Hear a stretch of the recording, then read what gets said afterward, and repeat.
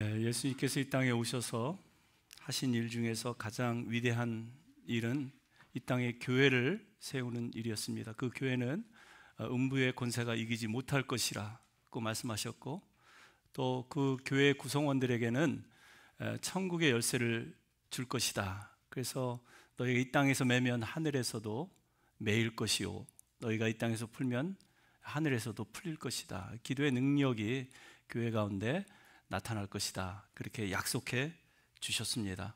우리는 부활절 이후에 이제 첫째 주일을 맞이했습니다. 여러분, 부활 이후에 여러분의 삶은 어떠합니까? 부활의 영으로 충만해서 삶의 변화가 좀 일어나고 있습니까? 아멘이십니까? 아멘. 근데 어떤 분들은 오늘을 살면서도 어제와 같이 그렇게 내일을 기대하지 않고 사시는 분들이 있습니다. 오늘을 살면서도 또 내일을 기대하는 사람이 있습니다. 우리의 삶은 물과 같이 변화되어야 합니다. 물은 흐르기 마련이죠. 물이 흐르지 않으면 물이 고인물이 되고 고인물은 썩습니다. 우리 인생도 흘러가야 합니다. 우리의 슬픔과 아픔, 고통도 흘러가기 마련입니다. 때가 되면 우리의 인생이 거친 가시밭에서 꽃길로 변화되는 순간도 있습니다. 그래서 우리는 변화되는 우리의 삶을 기대하고 또 소망하면서 오늘도 주신 말씀에 귀를 기울일 수 있기를 축복합니다. 변화에 있어서 중요한 것은 속도가 아니라 방향인 것 같습니다. 내가 얼마나 그 일을 빨리 해내는가가 중요한 것이 아니라 내가 그 일을 어떻게 하는가, 어떻게 그 새로운 환경에 내가 적응해서 직장 동료들과 혹은 교인들과 함께 그 일을 즐겁게 헌신하며 할 것인가. 그것이 즐거운 직장 생활이 될 수 있고 또 즐거운 교회 생활이 될 수 있기 때문에 그렇습니다.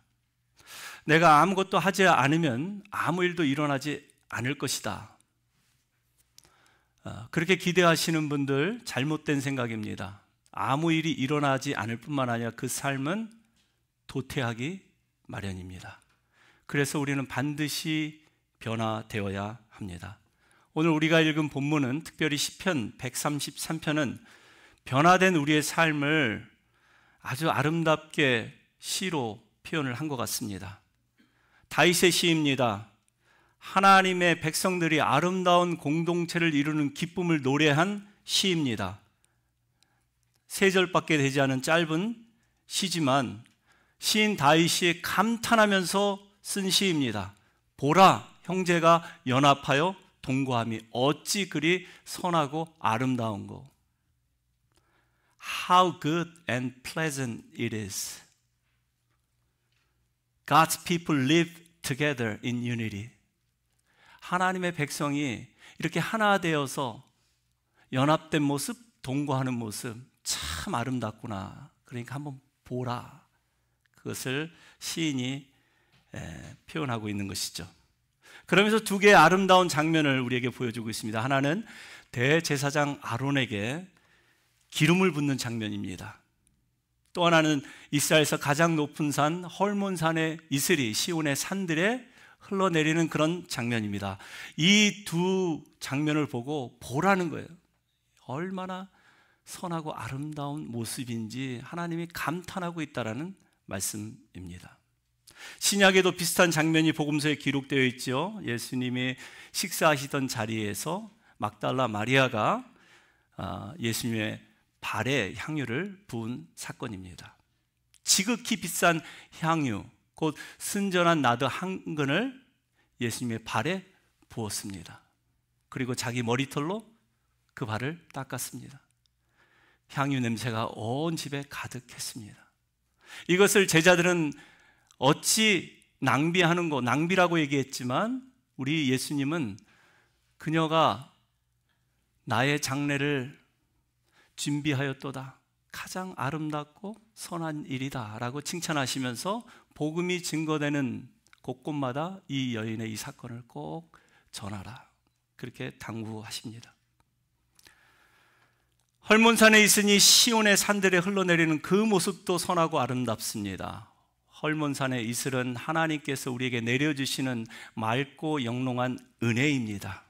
날마다 하나님께서는 저와 여러분에게 은혜를 내려주십니다.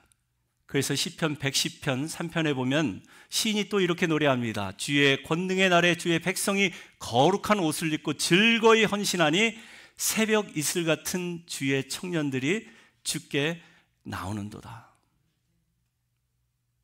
새벽 이슬 같은 주의 청년들이 즐거이 나오는 이유는 무엇입니까? 그들이 맑고 청아한 하나님의 은혜를 덧입었기 때문에 그렇습니다. 은혜를 받은 우리 사랑하는 자녀들, 다음 세대를 이끌어갈 우리 EM, 우리 청년들이 즐겁게 헌신하여서 주께로 나오는 그러한 역사들이 있기를 축복합니다. 교회라는 공동체는 이와 같이 맑고 청아한 은혜가 넘치는 모습이어야 합니다. 이 모습이 저와 여러분이 섬기는 평안교회에 임하시기를 축복합니다. 마리아가 헌신해서 드린 값비싼 향유가 교회 안에 아름다운 향내로 진동하기를 바라고 새벽 이슬같이 즐겁게 헌신한 주의 청년들이 우리 교회도 많이 일어났으면 좋겠습니다. 분명한 것은 하나님께서 이루실 것입니다. 우리가 믿음으로 아멘 했다면 하나님께서 분명히 말씀하셨기에 말씀하신 것은 하나님이 하나님의 때 반드시 이루신다는 그런 날이 올 것을 믿으시기 바랍니다. 오늘 우리가 두 번째로 읽은 사도행전 2장은 이러한 비전이 이루어지는, 이러한 축복의 말씀, 하나님의 명령이 이루어지는 그 과정과 결과를 우리에게 보여주고 있습니다. 예수님께서 부활하시고 승천하신 다음에 초대교회 성도들이 마가의 다락방이라는 곳에서 모여서 기도하기에 힘쓰고 있습니다. 기도할 때 그들에게 성령의 강림의 역사가 일어났습니다. 위로부터 부어주시는 은혜를 충만하게 받고 그들이 네 가지를 힘써서 하는데요, 그들이 우선순위를 정해놓고 네 가지로 힘써서 한 일은 42절에 기록이 되어 있습니다. 다시 한번 읽어볼까요? 그들이 사도의 가르침을 받아 서로 교제하고 떡을 떼며 오로지 기도하기에 힘쓰니라. 초대교회가 이렇게 형제가 연합하여 동거하며 어찌 그리 아름다운 거, 이 감탄했던 하나님의 그 감탄이 실제로 이루어진 거예요.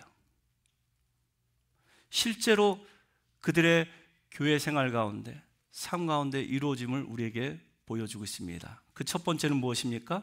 사도의 가르침을 받는 것입니다. 교회는 사도들의 가르침을 받아야 합니다.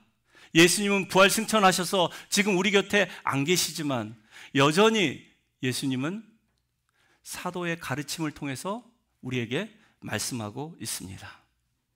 우리는 그 사도의 가르침을 받기 위해서 예배 때마다 모입니다. 모여서 성경을 읽고 설교 말씀을 듣고 그 말씀을 삶 속에 적용하고 실천하면서 그 말씀의 능력을 오늘도 경험하고 있습니다. 그래서 우리의 모임도 마찬가지예요. 우선순위는 항상 말씀입니다. 여러분 교회에 왜 오셨습니까? 말씀 때문에 오신 거예요.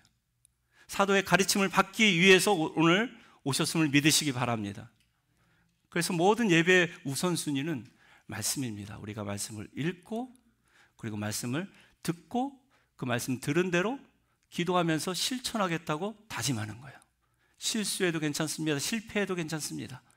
그 말씀을 통해서 하나님이 어떻게 역사하셨는지, 일하셨는지 서로 나누고 간증하는 가운데 우리 안에 하나님의 은혜가 더욱더 풍성하게 임할 줄로 믿습니다. 그런 의미에서 우리는 말씀 훈련을 잘 받아야 하는 것이죠. 지난주에 성경 SAT 시험을 여러분 잘 치르셨습니다. 그 어려운 문제들을 보니까 열심히 풀고 계시더라고요. 진지하게, 진심으로, 점수와 관계없이 열심히 그 오답을 적으시는 그 모습을 보고 내가 놀랬습니다. 이렇게 모를 수가 있을까?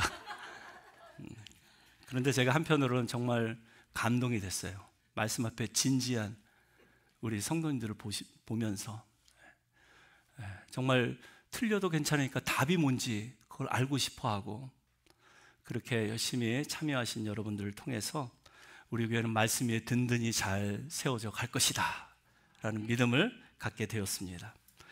여러분, 우리가 말씀 훈련을 잘 받게 되면 무엇이 우리에게 유익할까요?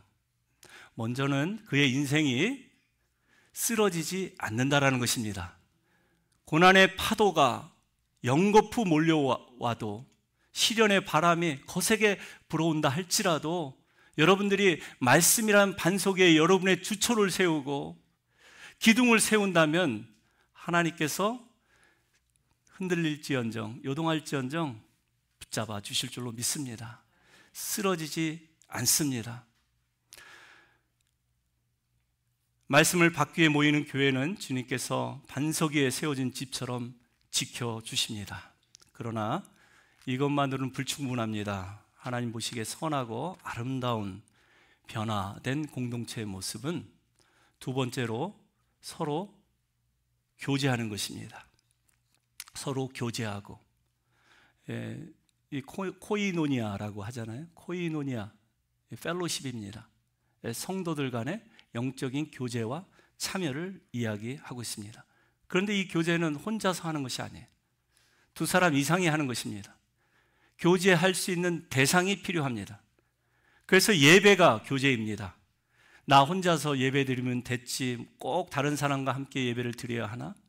우리가 팬데믹 기간 동안에는 어쩔 수 없이 모일 수 없기 때문에 온라인으로도 예배를 드렸습니다. 그런데 아직도 온라인 예배만 고집하는 것은 옳지 않습니다. 그것은 잘못된 예배관입니다. 정말 몸이 아파서 병석에 누워서 꼼짝할 수 없는 분들은 온라인 예배도 괜찮아요. 그렇지만 할 수만 있다면 현장에 모여서 다 함께 찬송하며 기도하며 함께 말씀 붙들고 기도하는, 그것이 진정한 예배라고 저는 생각합니다. 그런데 현장 예배에 와서도 다른 사람 의식하느라 불편하고 어색해서 찬양도 못 부르겠고 또 기도해도 소리가 안 나오시는 분, 그것도 문제일 수 있습니다. 그것은 성향의 문제가 아니에요. 내가 소심해서, 내 성격이 내성적이라서 나는 대중 앞에서 이렇게 막 찬양 못해, 내가 소리내서 기도 못해. 여러분, 그걸 성향으로 간주하지 마시기 바랍니다. 우리가 정말 십자가를 바로 이해한다면, 정말 글쎄 십자가가 무슨 의미인지를 바로 안다면 우리가 입술을 열어서 하나님을 찬양하지 않을 수가 없어요. 우리가 소리 높여 주님의 이름을 송축하고 찬송하며 경배 드리지 않을 수가 없습니다. 십자가가 무슨 뜻입니까? 십자가가 무슨 상징입니까? 십자가는 하나님 사랑, 이웃 사랑입니다. 위로는 하나님이 나를 사랑한 것처럼 나도 하나님 사랑합니다. 우리가 그렇게 표현하지 않습니까? 또 나랑 전혀 다른 또 다른 개체, 정말 성향과 기질이 다르고 죄성으로 똘똘 뭉쳐있는 또 다른 죄인과 함께 한다는 그 쉬운 것이 아니죠. 그래서 우리는 십자가를 바라보는 것입니다. 십자가를 통해서 전에 원수됐던 우리를 하나님과 화목되게 하시고, 전에 서로 죄인된 우리를 둘이 하나 되게 하셔서 한 몸 그리스도의 몸을 이루게 하신 그 십자가의 그 능력을 다시 한번 의지하는 것입니다. 요한 사도는 하나님은 사랑이시라고 말씀했습니다. 그러면서 하는 말이, 우리가 하나님을 사랑한다고 하면서 형제를 미워한다면 그는 어떤 사람이래요? 거짓말하는 자래요. He's a liar. 하나님을 사랑한다고 하면서 어떻게 형제를 사랑하지 않을 수가 있냐? 반드시 사랑해야 한다라고 말씀하고 있는 것이죠. 보는 바 그 형제를 사랑하지 못하면서 보지 못하는 바 하나님을 어떻게 사랑할 수 있느냐? 그렇게 말씀하고 있습니다. 여러분, 교회는 세상적인 그런 조직체가 아니라 하나님 안에서의 공동체입니다. 교회는 단순한 개인들이 모인 단체가 아니라 서로 간에 없어서는 안 될 세포처럼 서로 연결된 유기체입니다. 그러므로 교회는 반드시 성령으로 하나 되어야 하고 사랑의 끈으로 묶어져야 합니다. 여러분, 교회 일을 함에 있어서 항상 기억해야 할 것은 주도권은 내게 있는 것이 아니라 항상 성령께서 지고 계신다. 성령께서 우리 한 사람 한 사람을 교회로 불러주셨고 또 주신 은사와 재능을 가지고 교회를 섬기게 하셨기 때문에 주체는 항상 성령이다라는 사실을 기억할 수 있기를 바랍니다. 그렇게 생각하면 주체가 내가 아니면 교회 일은 기쁘게 할 수 있어요. 즐겁게 할 수 있습니다. 자원하는 마음으로 할 수 있습니다. 그러므로 교회 일은 기쁨으로 자원하는 마음으로 감사한 마음으로 하는 것입니다. 억지로 하거나 인색하게 하면 안 하니만 못합니다. 그리고 교회에 와서 은혜 받고 스트레스 다 풀고 즐겁게 세상을 향해서 다시 나가야 하는데 오히려 주체가 내가 되면 어떻게 돼요? 스트레스가 더 쌓여요. 교회 와서 스트레스를 풀긴커녕 더 쌓여서 무거운 발길로 다시 일터와 직장으로 향하게 된다는 사실입니다. 그래서 여러분, 교회는 회사나 군대처럼 조직화하면 안 됩니다. 그러면 교회의 본질을 잃어버릴 수 있기 때문에 그렇습니다. 항상 기억하세요. 유기체입니다. 없어서는 안 될 한 사람 한 사람이 주님의 이름으로 모여서 함께 세포 조직처럼 지금 연결되고 결합되어서 주님의 몸을 함께 세워가고 있는 것입니다. 그러므로 교회는 성령으로 하나 되어야 하고 사랑으로 하나 되어서 서로를 돌봐줘야 하는 것입니다. 상호 보완적인 관계 속에서 함께 자라고 함께 성장하는 곳이 교회입니다. 그것이 진정한 성도의 교제입니다. 초대교회는 성도의 교제뿐만 아니라 서로 떡을 떼었어요. 모일 때마다 예배를 드리고 난 다음에 항상 그 다음에 떡을 떼었다. 무슨 말입니까? 함께 식사 친교를 했다라는 것이죠. 여러분, 이 식사 친교, 우리가 예배 끝나고 나면 아래층에 내려가서 함께 밥을 먹지 않습니까? 근데 이게 굉장히 중요해요. 식사 친교는 예배의 연장입니다. 식사 친교는 또한 성도의 교제에 있어서 하이라이트요, 꽃이라고 얘기할 수 있습니다. 예수님께서 그렇게 하셨어요. 제자들을 가르치시고 복음을 전파하신 다음에 항상 제자들과 함께 먹으셨어요.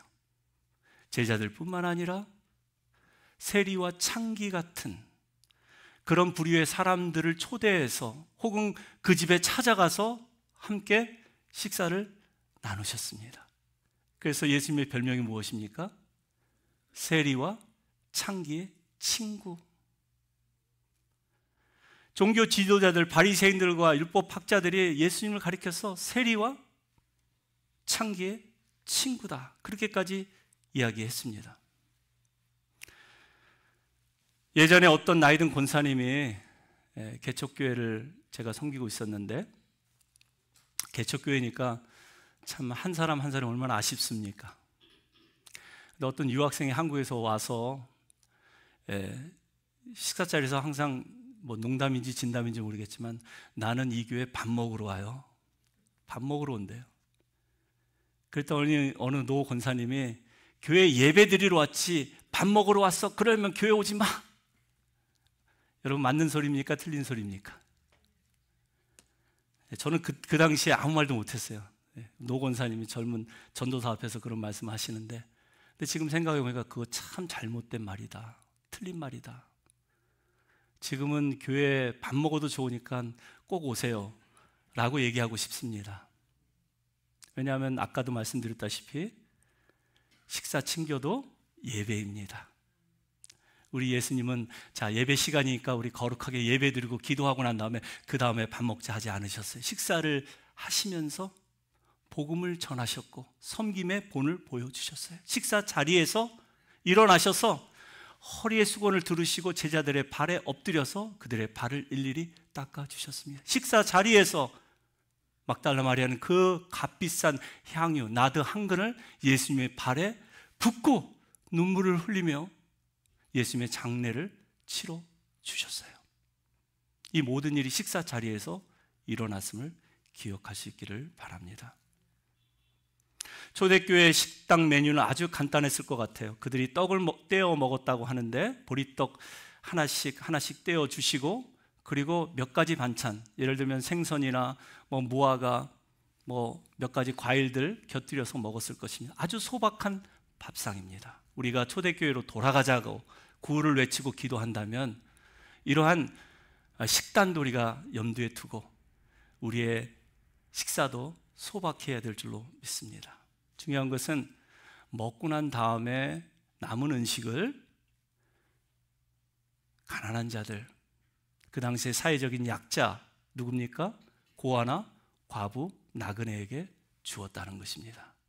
우리가 정말 하나님 보시기에 선하고 아름다운 연합된 공동체, 우리가 주님 안에서 함께 거하는 그러한 믿음의 공동체가 되기 위해서는 하나님이 보시기에 아름다운 모습을 우리가 배워야 할 필요가 있지 않습니까?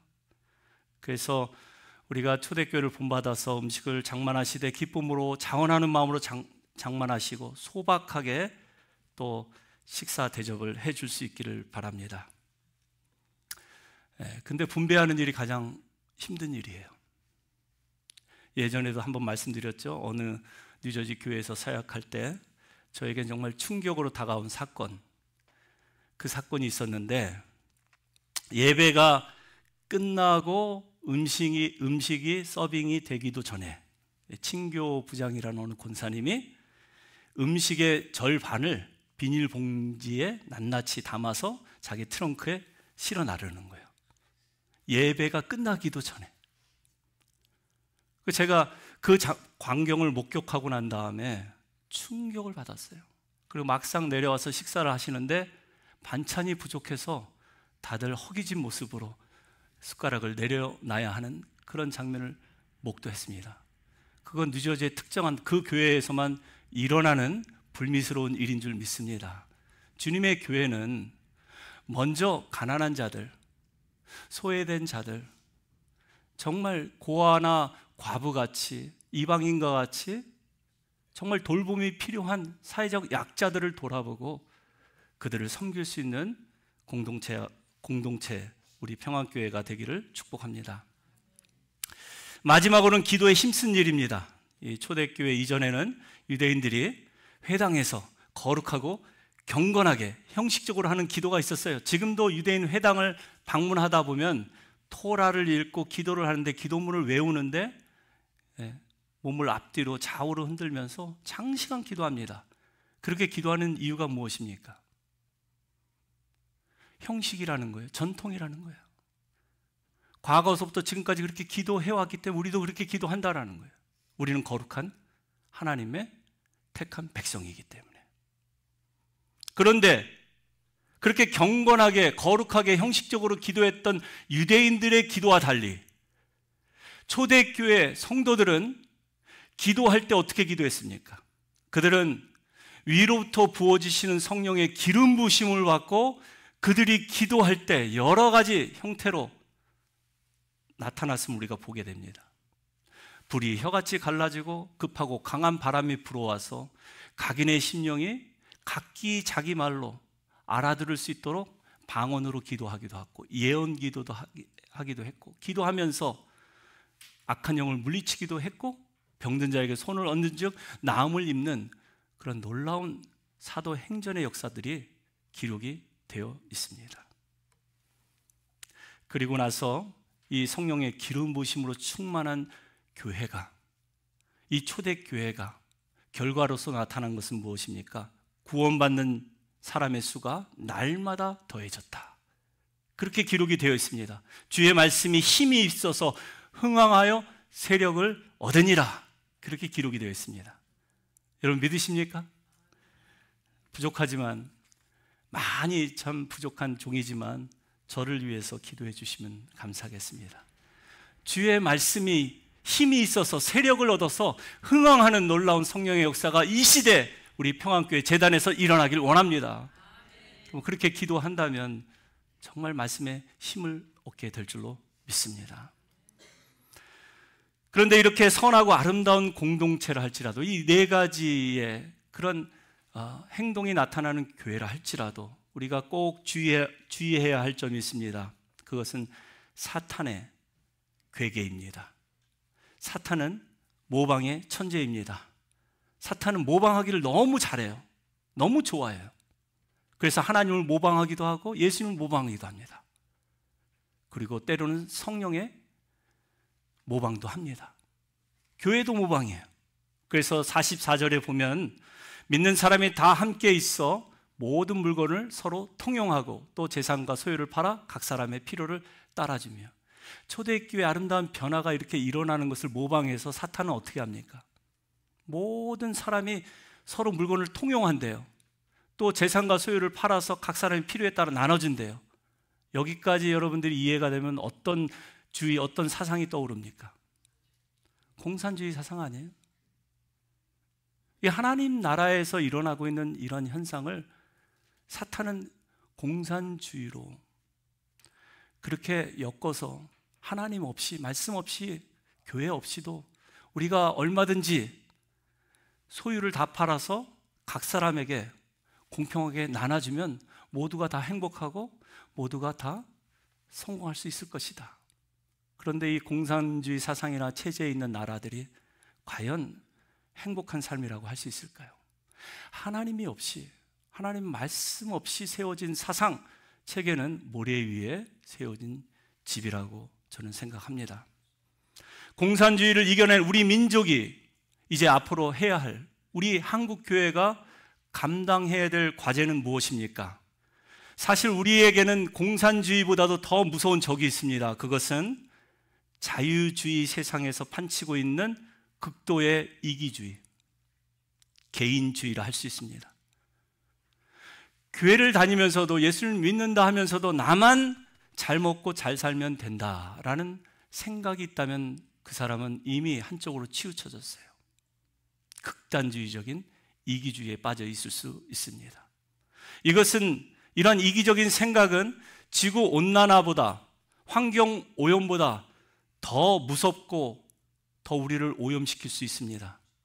생태계뿐만 아니라 우리 영혼까지 파괴시킬 수 있습니다.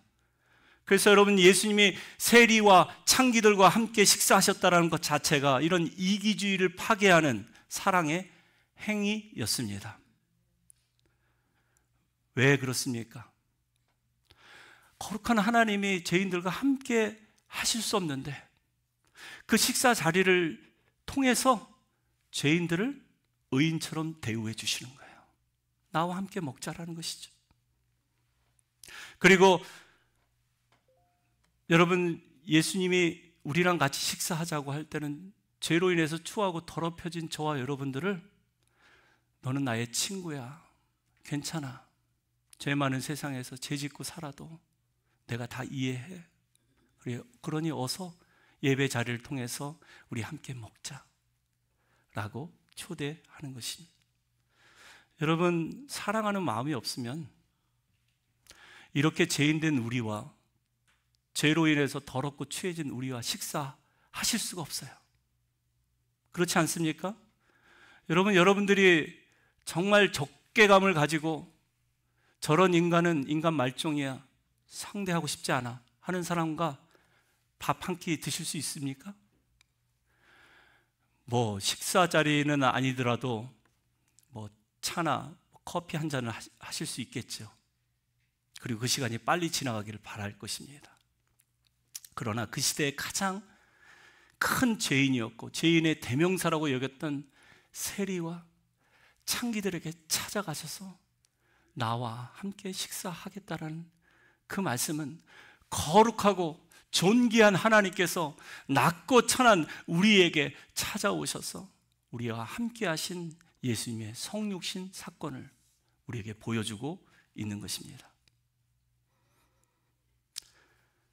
오래전에 섬겼던 교회에서 유학생 신분으로 미국에 왔다가 또 여기서 태어나고 자란 그 2세 청년과 결혼한 자매가 있었습니다. 그 2세 청년의 부모, 그 시부모죠. 결국은 결혼했는데 반대에도 불구하고 둘은 정말 열렬히 사랑했고 그리고 결혼식을 치르기도 전에 함께 동거했습니다. 시부모 집에 그냥 들어가 버린 거예요. 잘 사나 싶더니 어느 날 밤에 저에게 전화 한 통이 걸려옵니다. 오빠, 나 이 인간이랑 못 살겠어요. 그 자매는 저희 교회에 다녔던 유학생이었는데, 오빠 나 이 인간이랑 못 살겠어요. 나 이혼할 거예요. 그래서 제가 그 야밤에 뉴저지로 달려갔어요. 그리고 자취지종을 좀 물어봤더니 그 새신랑이 바람이 난 거예요. 바람이 나서 똑같은 유학생 신분의 또 한 자매를 만나서 교제하고 관계가 아주 심각하게 발전이 된 겁니다. 그래서 집에도 잘 안 들어오고, 그래서 이 자매가 이제 더 이상 못 살겠다고, 나 여기서 끝이라고. 그래서 제가 그 자매한테 물어봤어요. 너 그 형제 사랑하니? 사랑한대요. 앞으로 이혼하면 혼자 살 자신이 있어? 그랬더니 없대요. 그러면 용서해줘. 또 한 번 기회를 줘봐. 근데 기도를 해봐도 용서가 안 되더래요. 어떤 여자길래 내 남편이 이렇게 푹 빠졌을까 해서 수소문을 해보니까 자기보다 좀 젊긴 하지만 인물도 별로 못한 그런 여자에게 마음을 두고 빠져 있는 걸 보고 더 화가 나더래요. 그래서 제가 그때 이런 말을 한 기억이 있습니다. 예수님은 죄인된 우리를 사랑하시기 위해서 우리 곁에 찾아오셨어. 너도 죄인된 네 남편을 사랑하려면 남편을 떠나면 안 돼. 네 남편이 더럽고 추해서 정말 잠자리도 하기 싫다고 그랬는데, 그러면 그럴수록 더 남편을 보듬어주고 절대 각방 쓰면 안 돼. 내가 이런 이야기를 한 기억이 있습니다. 그러면 함께 기도하는데 성령께서 역사를 하시는 거예요. 이 자매가 울면서 회개하기 시작합니다. 내가 시키지도 않았는데 남편에게 가서 이 사건의 원인, 우리 둘이 이런 서먹서먹한 관계가 된 것은 당신의 바람핀 것이 아니라 내가 당신을 덜 사랑했기 때문에 그런 것 같아요. 내가 잘못했어요. 미안해요. 그랬더니 남편이 뭐라고 대답했겠어요? 아니, 내가 잘못했지. 그 다음서부터 바람을 폈을까요? 안 폈을까요? 안 폈다고 합니다. 그 다음서부터는 뭐 어떻게 진행이 됐는지, 처음 만났을 때 서로의 그런 임프레션, 첫 인상 때문에 좋아서 결혼까지 가고 동거까지 했는데, 이런 삶의 위기가 닥치니까 갈라서겠다고. 사실은 이기적인 사랑을 한 것이죠. 그래서 또 다른 차원의 사랑, 남편을 배려하고 이해해 주면서 정말 주님께서 우리에게 보여주신 그 사랑의 100분의 1이라도 내가 실천한다면 이렇게 가정이 회복되고 인간관계가 회복되는 그런 아름다운 변화가 일어날 줄로 믿습니다. 여러분, 사랑이 무엇입니까? 높은 자리에서 낮은 사람을 보고 판단하는 것은, 그것은 사랑 아닙니다. 거룩한 자리에서 더럽고 추한 자리에 있는 사람 정죄하는 것도 사랑 아닙니다. 우리는 하나님 사랑을 기억해야 합니다. 하나님께서 어떻게 우리를 사랑하셨습니까? 낮고 천한, 더럽고 추한 우리 한 사람 한 사람을 보시고 판단하지 않으셨어요. 정죄하지 않으셨어요. 대신 육신을 입고 이 땅에 내려오셔서 우리의 삶 가운데 찾아오셨습니다. 그리고 우리와 함께 식사하기를 원하십니다. 그 식사의 자리에서 예수님의 사랑을 받아들이실 수 있는 저와 여러분 되시기를 바랍니다. 세상은 여전히 이기주의로 흘러가고 있습니다. 우리의 남은 과제는 이런 세상에서 어떻게 형제의 아름다운 사랑과 연합을 이루어낼 수 있을까? 그것을 고민해 봐야 합니다. 그 해답을 쥐고 있는 것이 바로 교회입니다. 이기적인 생각들로 꽉 차서 남을 존중할 줄 모르는 세상, 자기 이익이 없으면 남을 돌아볼 줄 모르는 세상, 세상은 이렇게 확연하게 갈라졌어요. 금수저와 은수저로, 부자와 가난한 자로, 이렇게 첨예하게 대립하고 있는 이런 세상에서 형제가 함께 동거함이, 연합하여 동거함이 어찌 그리 아름다운고? 절대 아름다울 수 없어요. 그래서 주님은 우리 교회를 세우시고 교회를 통해서 그 일을 하기를 원하신다라는 것입니다.